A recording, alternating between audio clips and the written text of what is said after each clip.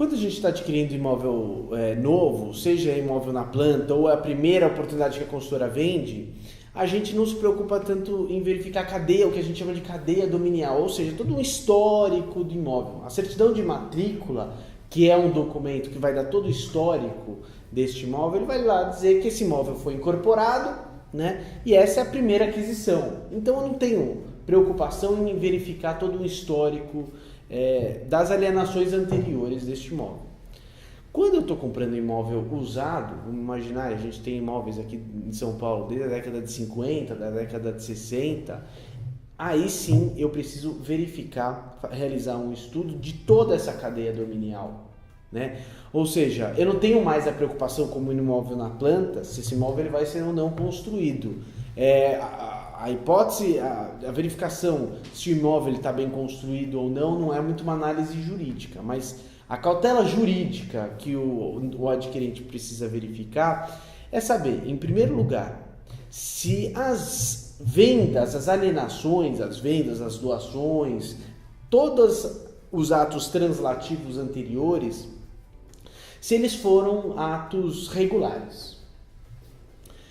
Sendo atos regulares, eu preciso verificar, fazer uma consulta em nome do atual vendedor, ou seja, verificar eventualmente se esse vendedor ele não tem, por exemplo, dívidas, sejam elas dívidas trabalhistas, de execução fiscal, ainda que não sejam relacionadas ao imóvel. E por que eu faço essa consulta?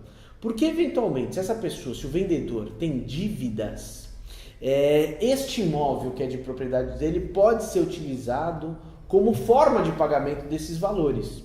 Então, eu preciso buscar uma certidão de matrícula e verificar se depois daquela aquisição, né, o nome daquele proprietário, se consta, por exemplo, uma penhora, se consta a penhora daquele bem. Se consta, por exemplo, a averbação de uma ação de execução que tramita contra este vendedor e que eventualmente pode levá-lo à insolvência, né? Ou seja, todas essas informações, como uma regra geral, elas deveriam constar nessa certidão de matrícula.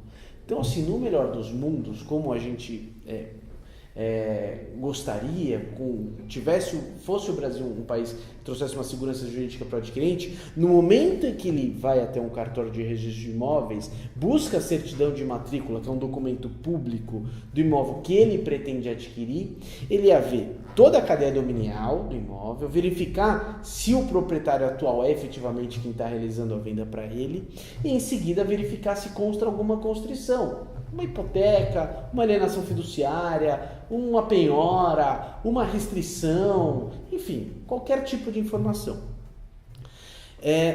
Não tivesse qualquer tipo de informação como essa, nós poderíamos dizer que o terceiro adquirente, ele presume-se a boa-fé desse terceiro adquirente. O fato é que o Código de Processo Civil, é uma lei brasileira, ele é bastante recente, foi aprovado em 2015 e passou a ter vigência no ano de 2016. E o Código anterior, ele era datado da década de 70, e ele dizia que bastava, era considerado como um ato fraudatório, ou seja, fraude à execução, quando a pessoa que pretendia realizar a venda deste imóvel já tivesse uma ação em desfavor dela. Eu não precisava, veja, nem que a penhora tivesse inscrito na certidão de matrícula. Bastava que tivesse uma ação contra essa pessoa, isso já poderia ser considerado como fraude à execução. E considerando que o Brasil é um país que possui muitos estados e que a pessoa, embora resida, por exemplo, em São Paulo e o imóvel também esteja situado em São Paulo, pode ser que essa pessoa, há anos atrás, morou, por exemplo, em outro estado, morou no Ceará, ali constituiu uma empresa, teve dívidas trabalhistas e teve ações agora tramitando contra ela no estado do Ceará. Como é que a pessoa que está comprando imóvel em São Paulo tem essa informação? É impossível fazer uma consulta das certidões no país todo. Então, em virtude dessas dificuldades e realmente por circunstâncias muito prejudiciais ao adquirente e injustas, as pessoas que compravam e depois perdiam essa propriedade para realizar o pagamento de dívidas do antigo vendedor, foi que no ano de 2009 foi ditada uma súmula pelo STJ, pelo Superior Tribunal de Justiça, a súmula 375, dizendo que se não estivesse inscrito na certidão de matrícula essa informação, né, uma informação de uma penhora, de que tramitava uma ação contra um vendedor, presumia a boa-fé de quem comprou. Ou seja, isso criava uma ferramenta muito interessante para o credor que tivesse interesse em executar, em penhorar aquele imóvel, uma vez obtida a penhora desse imóvel, que ele levasse essa informação no cartório de registro de imóveis, né? Então, em razão disso, o nosso sistema jurídico ele caminhava numa proteção ao terceiro adquirente de boa-fé.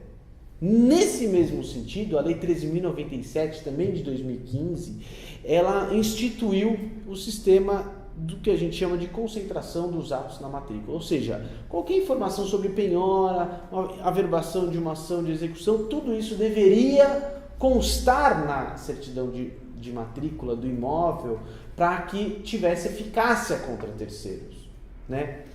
O novo Código de Processo Civil, ele caminhou também, o atual Código de Processo Civil, nessa mesma linha de concentração dos atos à matrícula. Então, se a gente verificar o artigo 792, o inciso 1, 2 e 3, ele fala que só é considerado fraude de execução quando constar uma averbação da ação executiva, quando constar um registro de penhora. Só que o inciso 4 pôs tudo a perder, porque ele diz que também é considerado fraude de execução quando uma ação ela caminha, quando existe uma ação tramitando contra o vendedor, ou seja, a gente volta para um sistema da década de 70.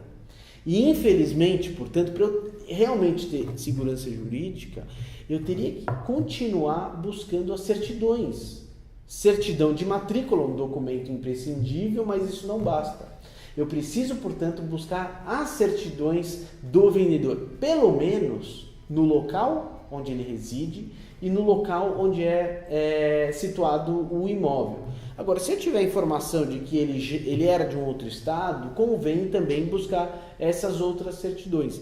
Mas o grande problema, Fábio, é que infelizmente a gente caminhava por um sistema muito interessante de concentração dos atos da matrícula e agora a gente volta por um sistema inseguro. Infelizmente, o Brasil, a maioria das pessoas que adquirem imóvel, elas já estão praticamente no sonho do primeiro imóvel, é uma economia de 10, de 20 anos e todo o valor que ela economizou a vida toda ele está colocando no imóvel.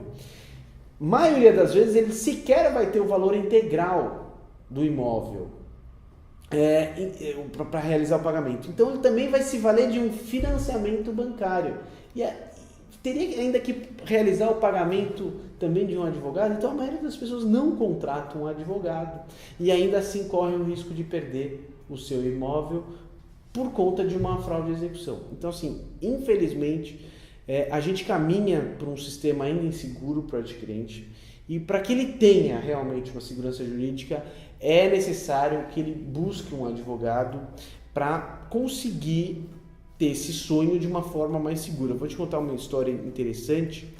Eu auxiliei um cliente a realizar a compra de um imóvel em Portugal, né?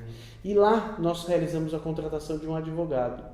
E o imóvel tinha lá um valor, enfim, não é um valor, Portugal não é um valor muito alto, os imóveis, inclusive, talvez até mais barato aqui do que aqui em São Paulo. E quando eu fui contratar um advogado, eu imaginava que ele cobraria, não sei, 1.000 euros, 2.000 euros para fazer uma análise. Ele me cobrou 300 euros.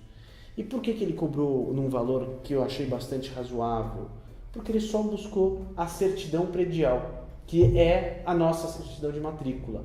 E ainda indaguei, poxa, mas e as demais certidões? Não, cá em Portugal, a gente, para fazer a aquisição, eu busco uma certidão predial e verifico se eventualmente tem alguma constrição. Então, isso de fato o mínimo que a gente pode fazer para um adquirente é buscar uma certidão de matrícula. Mas ainda assim, realmente, considerando todo esse cenário que foi construído com o novo Código de Processo Civil, o ideal é realmente contratar um advogado para ter uma segurança jurídica plena.